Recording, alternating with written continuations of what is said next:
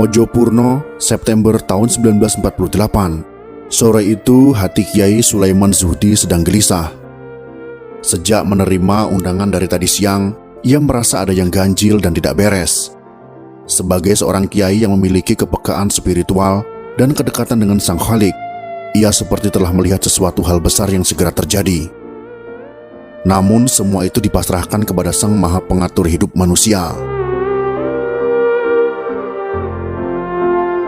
Malam itu kiai ini tidak lepas dari sajadahnya. Ia terus melakukan sholat entah berapa rakaat jumlahnya, serta berzikir, berdoa dan memohon kepadanya. Sebagai seorang guru pengamal tarekat Naqsabandiyah Kholidiyah, Kiai Sulaiman memang ahli ibadah. Ia memasrahkan apapun yang akan terjadi kepada Sang Khalik.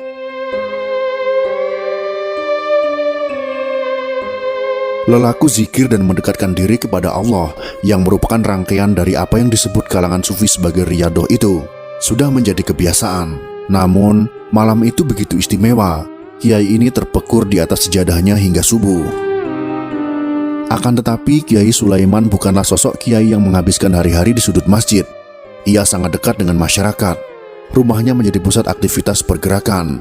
Ia juga seorang pejuang revolusi dari tentara Hizbullah. Tak hanya itu, ia juga seorang ahli listrik. Pada tahun 1948, ketika desa-desa di hampir seluruh wilayah Kabupaten Madiun masih gelap gulita, desa Mojopurno tempat ia tinggal sudah punya listrik. Disinilah ia mendirikan pesantren At-Thohirin, sebuah pesantren yang cukup besar dan disegani di Magetan.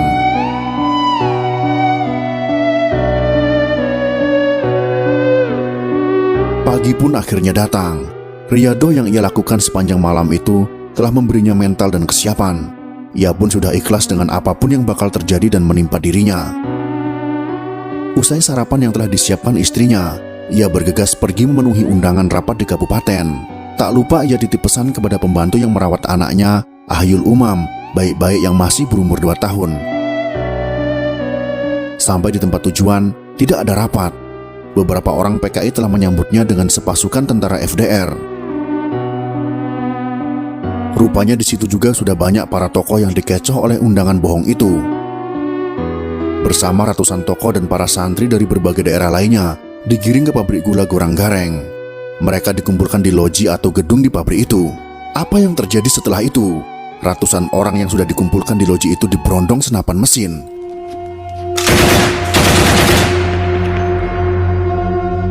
Tentara memberondong dari balik jendela. Rupanya ada satu orang yang berlindung di bawah jendela dan luput dari berondongan peluru. Rokib namanya. Ia masih kerabat Kiai Sulaiman, lalu berlindung dalam keadaan telanjang tak berpakaian. Rupanya orang-orang yang ada di situ sebelum dihabisi ditelanjangi terlebih dahulu. Masih ada rombongan lain di situ yang dikumpulkan. Kiai Sulaiman termasuk di dalamnya bersama 200 orang lainnya. Mereka tidak dihabisi dalam loji itu, tetapi dimasukkan ke dalam satu gerbong Kertapati. Mereka dibawa ke desa Soco.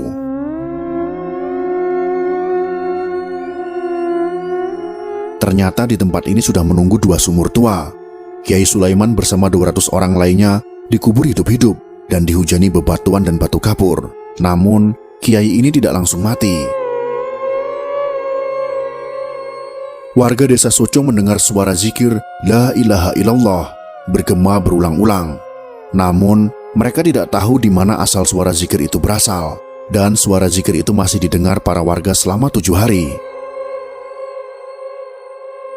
Keluarga besar pesantren di Mojopurno itu berduka. Lebih sedih lagi manakala kiai mereka belum juga ditemukan. Lokasi pembantaian itu memang sangat dirahasiakan oleh PKI. Masyarakat dan para santri sudah putus asa mencari-cari. Allah Maha Besar dan Maha Tahu akan senantiasa memberikan petunjuk dan memberikan pertolongan kepada hamba-hambanya dengan cara yang tidak diduga. Lokasi pembantaian itu akhirnya diketahui 100 hari kemudian. Ini gara-gara ada seorang anggota tentara FDR yang kesurupan dan mengigau bahwa ia ikut melakukan pembantaian di sumur Soco.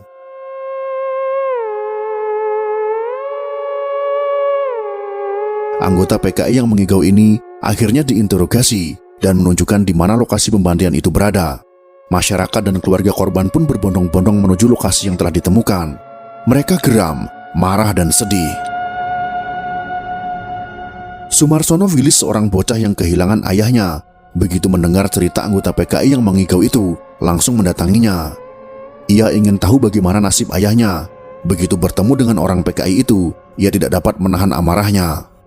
Ia langsung memukul kepalanya. Entah kekuatan apa yang dimiliki bocah kecil yang masih duduk di kelas 6 SD itu. Namun demikian, penggalian belum bisa dilakukan karena pada tanggal 19 Desember tahun 1948 atau 3 bulan setelah peristiwa itu, Belanda melakukan aksi kedua yang dikenal dengan agresi militer kedua. Penggalian sumur Suco baru dilakukan pada awal tahun 1950. Selain Kiai Sulaiman, beberapa kiai dan santri dari pesantren Sabilil Mutakin PSM Takeran termasuk korban di sumur Suco ini. Jasad para korban telah dipindahkan, sementara Kiai Sulaiman beserta beberapa korban lainnya dikuburkan di Taman Makam Pahlawan Kota Madiun.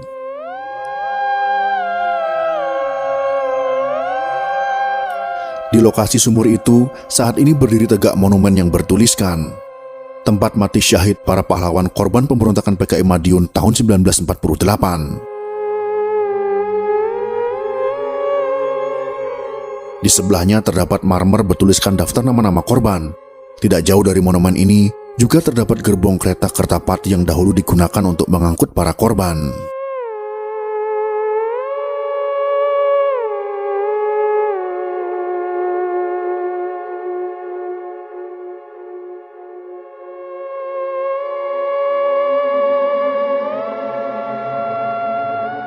Itulah sekelumit kisah tentang kebiadaban PKI Madiun pada tahun 1948, khususnya pada Kiai Sulaiman Zuhdi, para kiai lainnya, serta para santri. Semoga video ini bisa menjadi pengingat bagi generasi penerus bangsa ini tentang bahaya komunisme. Jika kalian suka dengan video ini, silakan berikan jempol ke atas. Dan jika kalian menganggap video ini bermanfaat, maka bagikanlah untuk teman-teman Anda yang lain. Terima kasih sudah menonton.